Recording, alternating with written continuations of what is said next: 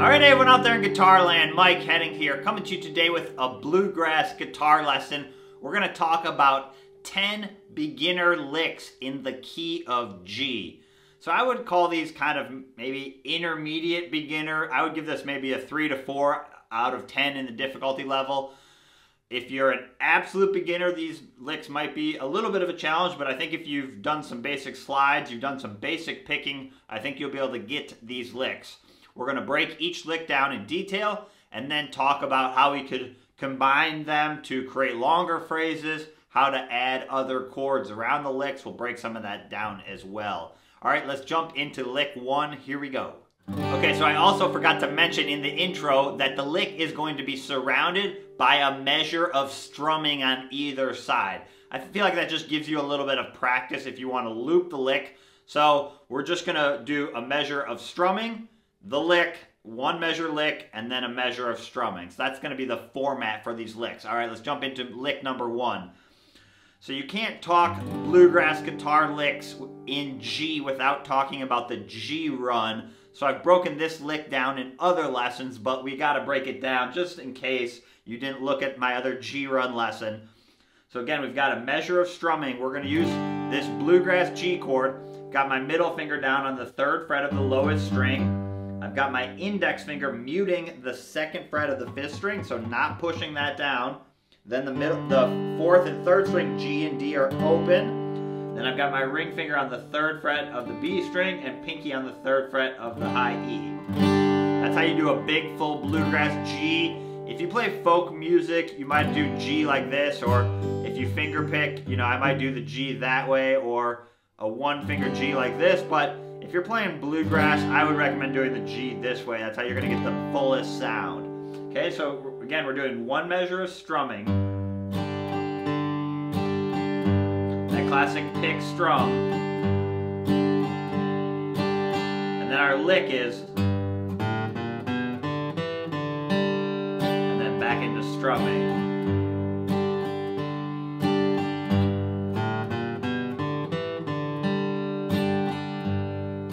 So there's a lot of variations on this lick, but here's kind of the most basic form. We're going to hit the 3rd fret on the low string on beat 1, and then we're going to play on beat 2, open 1, 2 on the 5th fret, or 5th string rather, 5th string, open 1, 2, so those are the frets, and then open 2, open on the 4th string, and then open 3rd string.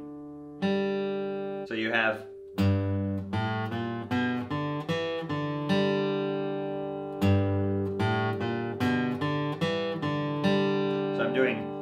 with my pick, I'm doing down, and then down, ups for the rest of them. Down, up, down, up, down, up, down. And then back into strumming. That first open 3rd string is the first pick of your pick strum.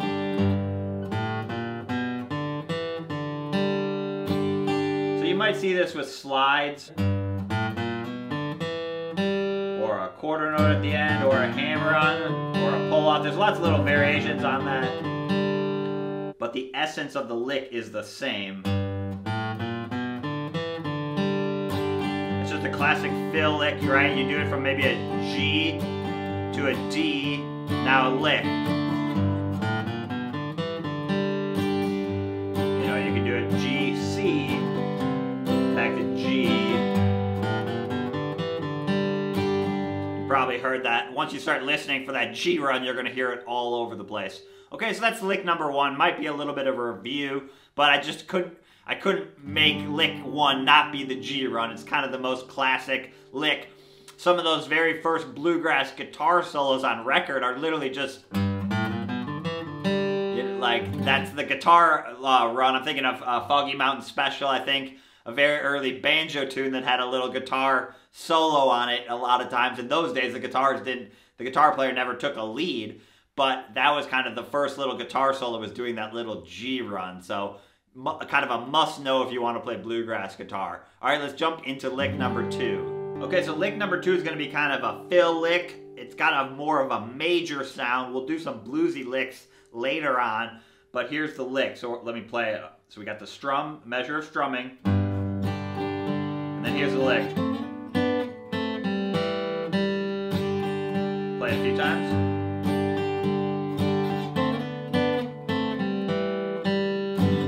A little faster.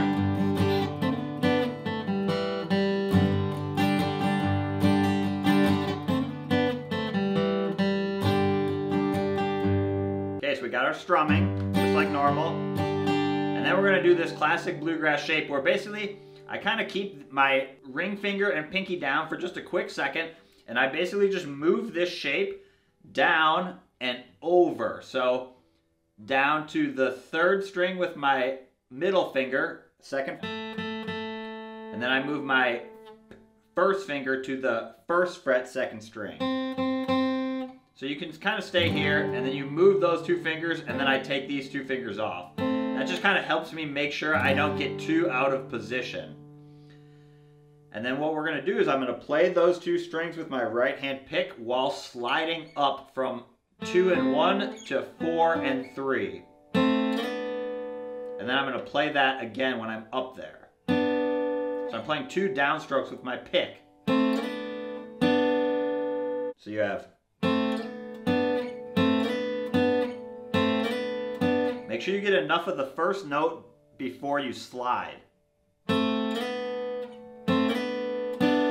then I basically move it back down and I play 2 open on the third string, and then second fret on the fourth string, and then open third string starts my strum, my pick strum. So you have...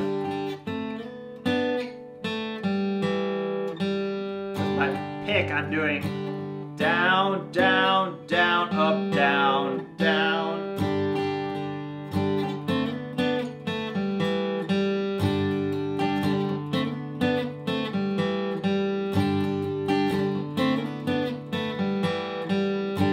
So that one, you could use it as like a little fill lick in between a vocal phrase.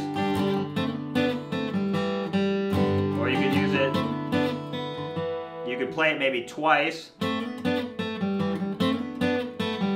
Maybe go into a C, and then to play it again, and then maybe a D, you know, something like that, right? So you can see how that could be a little G lick in between some of the other chords you're working on. That could also actually work for like an E minor sounding lick. E minor is the relative minor to G, so some of these licks that work in G could also work over an E minor chord. Kind of hear that, but it also works good in G. Okay, so one more time.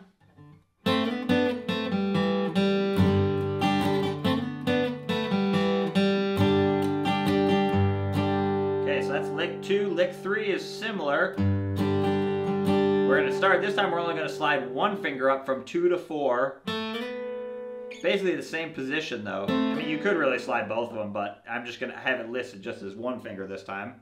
And then we're going to play on the second string 3, 5, 3. And then open, down to the second fret on the third string. And then open starts our pick strum.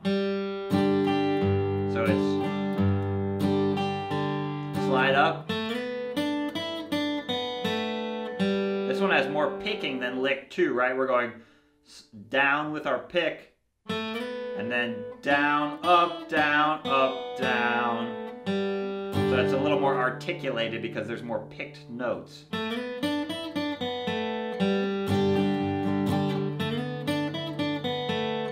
That one could definitely be combined with lick 2, right? So you could go... Here, you could put those two together. Or go to a C, right?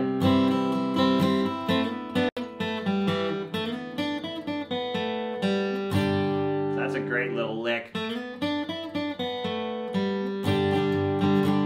could do it from a D.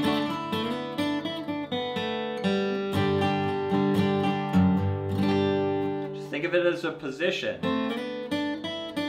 So even when I slide that up, I kind of keep this finger down even if I don't keep it fully pushed down, I keep it hovering over to kind of keep me in that shape. You can basically use that same shape right here too. Keep your fingers as close to the fretboard as you can. And see how the other thing we're doing there is we're using an open string right here. Open strings help you travel around the fretboard, so make sure you're using that open string to start moving your hand, right? You don't want to move. You don't want to be stuck up here and then realize you have to get down here. You need to use that open string. That's going to smooth it out. This one we don't want to slide too fast either. We are going 1,